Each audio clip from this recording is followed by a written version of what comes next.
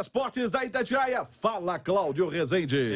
Romano, e a folga dos jogadores do Atlético terminando, né? Os jogadores se representam agora à tarde. Ontem, inclusive, no dia da folga, o técnico Cuca permaneceu em Curitiba e assinou o contrato do projeto social dele. Cuca está investindo aí também com parcerias de alguns empresários para que ele possa realmente ter aí esse projeto social que vai atender muitas crianças carentes lá no projeto esportivo, com quadras e tudo mais. Lá em Curitiba era inclusive um dos motivos dele, né, de ficar um tempo fora até retornar ao Atlético. E para esse jogo contra o Goiás, a gente falava no primeiro tempo do Atlético, não tem nenhum desfalque o Cuca. Ele tinha alguns jogadores pendurados, né, contra o Curitiba, todo mundo passou ileso. Então, se ele quiser, ele repete o time. Que a gente pode dizer, 90% ali é o time titular do Atlético, o time considerado ideal. E agora, só com o Campeonato Brasileiro, o Cuca não vai ter que ficar rodando o elenco. Ele tem essa semana inteira aí para treinar o time. O Galo joga contra o Goiás no sábado.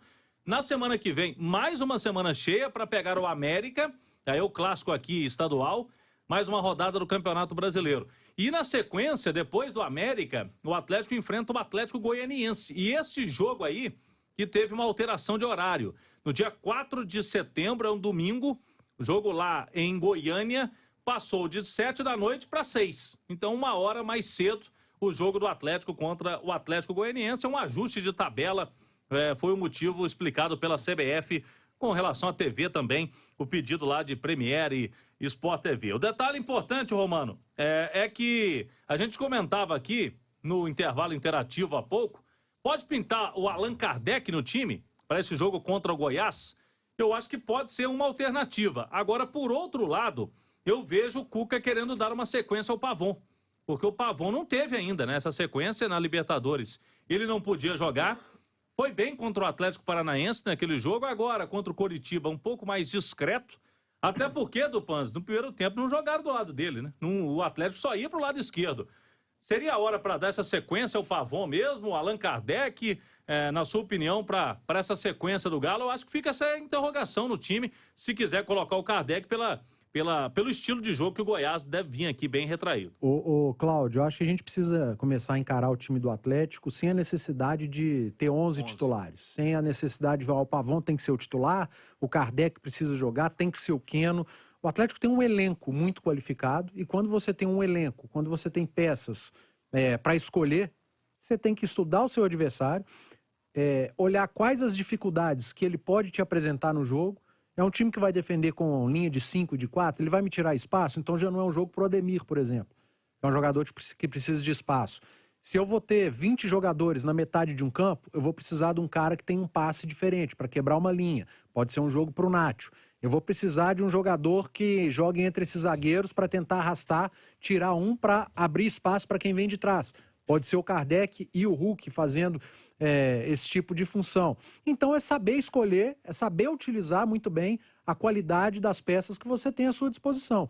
E o principal, eu acho que o melhor disso tudo, você disse agora nesse segundo tempo do noticiário, é o tempo que o Cuca vai ter, as sessões de treinamento que ele vai ter para os próximos jogos. São semanas cheias, dá ainda mais a sua cara, é trabalhar, é treinar esse time, é repetir, é colocar a ideia dia a dia na cabeça dos atletas, dos jogadores, e a tendência, Cláudio, é que a gente veja a cada jogo uma melhora no time do Atlético. Aí o torcedor pode ficar esperançoso, mas eu repito, é saber utilizar o elenco, sem essa de imputar 11 titulares. Ele tem muita qualidade para poder escolher de acordo com o adversário também. E acabou esse negócio também, aproveitar aqui, Cláudio, deixa eu perguntar para os nossos comentaristas.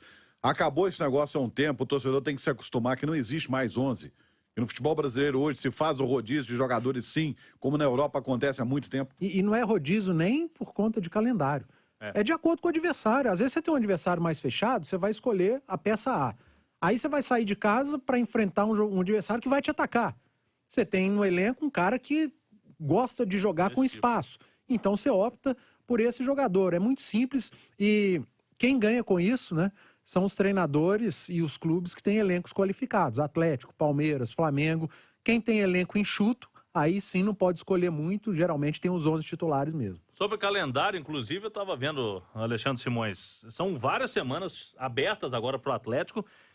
Ainda não temos algumas rodadas lá para frente definidas, né, pela CBF, mas na tabela original, o Galo só vai ter ali jogo quarta e domingo entre o Palmeiras, que é uma quarta-feira, dia 28 de setembro, e o Fluminense, 2 de outubro, um domingo. Então, bem lá para frente. Até lá, tudo semana cheia para o Cuca.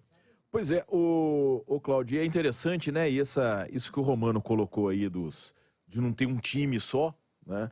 A gente percebe que são vários os treinadores, né, que fazem a estratégia de jogo deles pensando nas 5 substituições. Porque isso que veio com a pandemia, né? Mudou demais a cara do jogo. Você trocar metade da turma que está em campo faz com que a intensidade do jogo seja maior ainda.